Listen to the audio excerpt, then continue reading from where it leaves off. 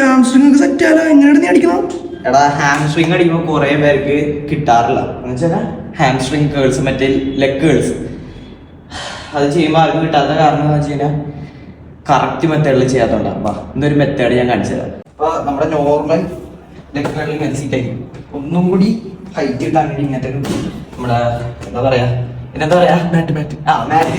മാറ്റ് അല്ലെങ്കിൽ എന്തെങ്കിലും സീറ്റ് പോലത്തെ എന്തെങ്കിലും ഉണ്ടെന്നുണ്ടെങ്കിൽ വെച്ചും കൂടി ഹൈറ്റ് കിട്ടും. എന്നിട്ട് ശേഷം നല്ല രീതിയിൽ തന്നെ അടിക്കാൻ നോക്കാം. വെയിറ്റ് കയറ്റി അടിക്കാം. ഒന്ന് ഷിപ്പ് നോക്കിയോ നേരെ കേളയാ. ഇതേപോലെ തന്നെ ഫുള്ള് ഇതേപോലെ ടൈറ്റ് ചെയ്യാം. ഇതേപോലെ അടിക്കാം. അപ്പൊ ഇതേപോലെ അടിക്കാം.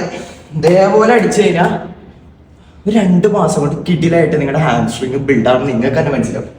അപ്പൊ 3 സെറ്റ് അല്ലെങ്കിൽ 4 സെറ്റ് പൊട്ടന വരെ അങ്ങനെ അടിക്കാം.